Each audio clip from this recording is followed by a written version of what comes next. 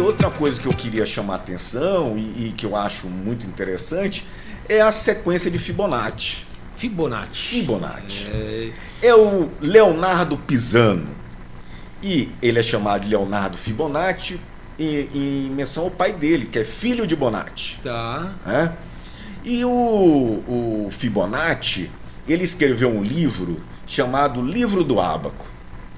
Esse livro ele tem uma importância histórica para todos nós do Ocidente. Não é nenhum desses que você trouxe, não, né? Tá. E ele tem uma importância histórica porque ele tem, né, os princípios do sistema decimal, tá, que é o sistema que hoje em dia a gente utiliza. Só que na Europa antiga era usado o sistema romano. Tá. Então, essa transição de sistema decimal, que era os árabes, os hindus usavam, né, que eram mais preciso para partes decimais, eles eram conhecidos mais por parte de comerciantes, né, contadores da época. Mas para a população normal, essa parte do número decimal não era tão comum. Então ele ensinava como fazer 2 mais 2, que legal, 3 mais 5. Então ele, com esse livro, ele teve essa sensibilidade de ensinar o sistema cuidado, decimal. Né? Que legal, que legal. E ele começou a difundir o sistema decimal e hoje em dia é o amplamente utilizado. Né? E nesse livro ele menciona um probleminha. Um probleminha hipotético, né?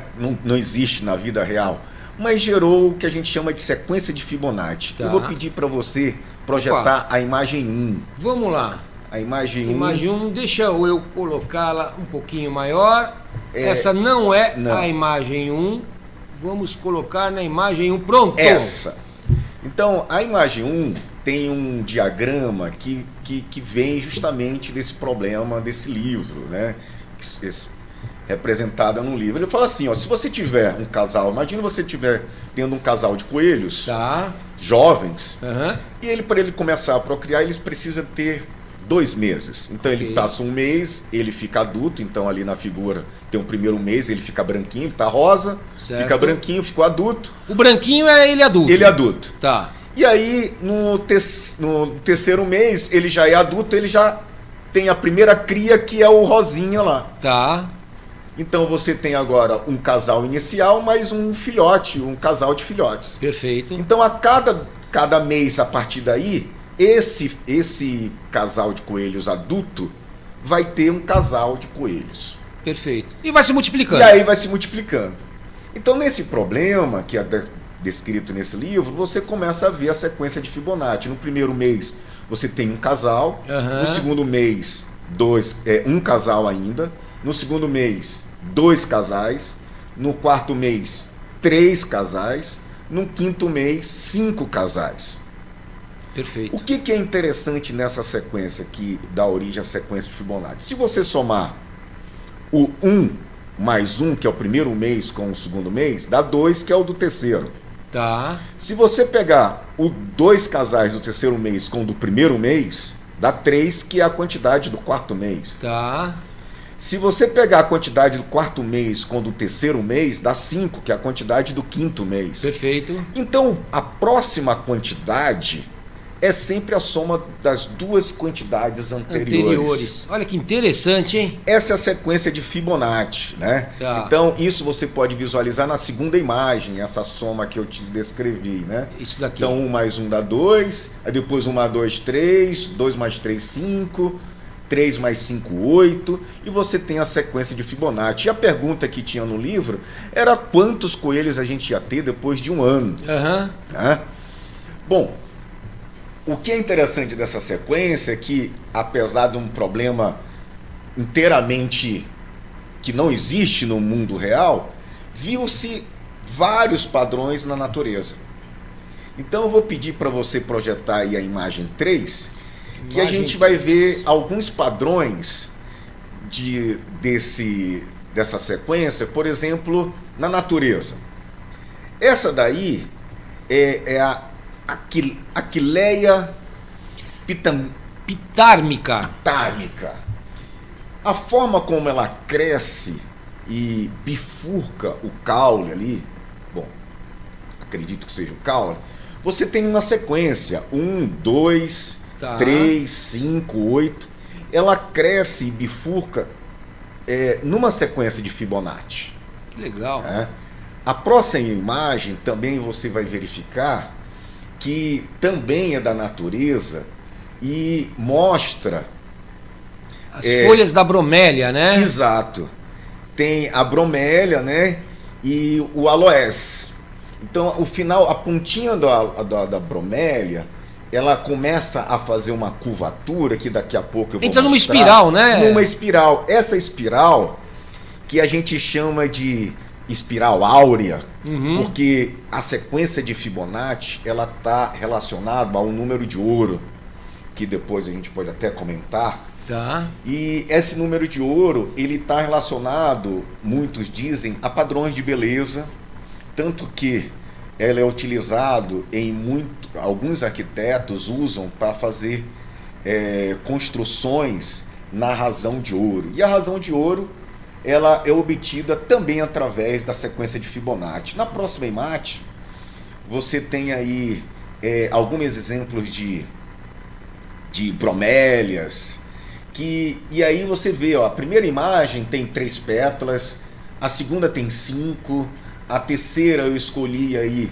para ter 8, aí depois você tem 13, e assim, cada uma dessas imagens você tem exemplos de flores, né?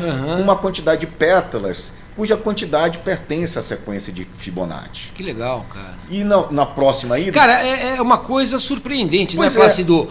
Uma coisa ligada à natureza, a Deus, junto com a matemática, cara. Inclusive, é uma coisa que eu pretendo falar ainda hoje, é sobre os pitagóricos. Tá. Os pitagóricos, eles tinham uma crença que o universo, né, ele foi construído e regido através de leis matemáticas. Então existe uma pergunta dos pitagóricos, o universo foi construído através de modelos matemáticos, ou a matemática tenta criar modelos para o universo? Então tinha esse paradigma. Por quê? Porque a gente observa para algumas situações do nosso dia a dia, e que a matemática está presente através de padrões que a gente nem esperava. Como esses padrões? Por exemplo, essa sequência de Fibonacci, né, foi posto de uma forma abstrata, tá, e depois surgiu em várias situações no mundo real. Se você projetar aí a imagem... Deixa eu só fazer uma pergunta, aproveitar o gancho aqui. E você, frente a esse paradigma, qual é a sua opinião? Eu acredito que o universo, ele tem vários padrões matemáticos, mas que a gente tenta identificar esses padrões. Que legal. A gente ainda tem muita coisa para aprender, né? E para desvendar. A figura 7, que seria a próxima, já vou sair do âmbito... A 6, vamos para a 6. Isso, que é o girassol. Do girassol, que ainda é uma sequência na área da natureza. O girassol, ele é interessante porque ele tem as pétalas maiores ao redor, e depois ele tem esse conjunto central que também segue uma espiral de Fibonacci. E aí, vê, uma figura geométrica, né? Perfeita, totalmente cara. Geométrica. Perfeita. Esse padrão é interessante que ele também acontece no abacaxi. Que legal. Então, se você pegar a casca do abacaxi, você também vê o padrão de Fibonacci. Ô Plácido, eu tenho certeza que, terminando essa live, né, eu tenho certeza que muitos dos ouvintes vão buscar alguma flor que tem em casa para ver se tem esse padrão do Fibonacci. E vai ter, e vai descobrir. Eu mesmo quero fazer isso, sabe? A hora que desligar aqui, eu tenho o quintal aqui com algumas flores, eu vou lá ver se tem esse negócio. E tomara que aconteça isso, porque as pessoas percebem que a matemática está presente mesmo que ele não olhe. Fantástico, tá, cara, ali do fantástico, ladinho, né? fantástico. Vamos lá, vamos voltar aqui para as figuras. Isso, tem mais umas 3 figuras. Tem. Essa figura aí já exemplifica que é o Nautilus, né? Que todo mundo, acho que todo mundo não, mas que para quem já viu, foi na praia, viu aquela conchinha de um caramujo, né? Isso. Mas crustáceo. Um crustáceo. E se você seccionar a casinha dele, né, que ele fica morando lá dentro, ele cresce, ele se expande a uma razão áurea seguindo a sequência de Fibonacci. Se você olhar a figura de baixo, é a mesma sequência lá que vê você lá, havia exibido. 2 quadradinhos valendo 1, depois Perfeito. um quadradinho valendo 2, 3, 5, 8. Se você passar uma circunferência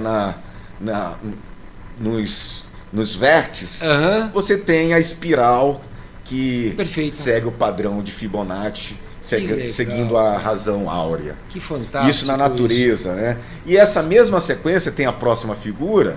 Você vê também, por exemplo, no chifre do carneiro, na cauda do lagarto, né? Que legal, cara. E por último, na natureza. Cientistas perceberam o padrão dessa espiral em algumas estruturas de galáxias, né? Na própria ciclones que a gente tem aí, furacões, né?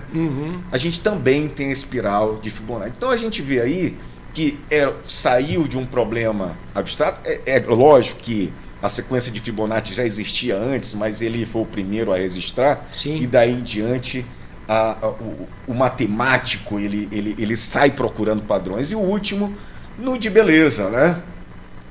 A gente vê aí a famosa Mona Lisa, né? E estudiosos mostraram que existe uma proporção áurea no rosto dela, né?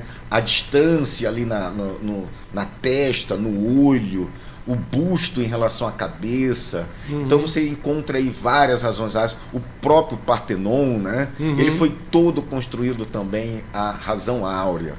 Então você vê, o Partenon da Grécia Antiga já utilizava a razão áurea, que é muito antes de Fibonacci. Ou seja, a arquitetura já tem esse advento da sequência de Fibonacci, mesmo antes desse padrão matemático ser descoberto. E por que eu acho isso interessante? Eu acho isso interessante porque o matemático ele se preocupa no formalismo, mas esses padrões estão aí na natureza, basta a gente ter um cuidado para observar.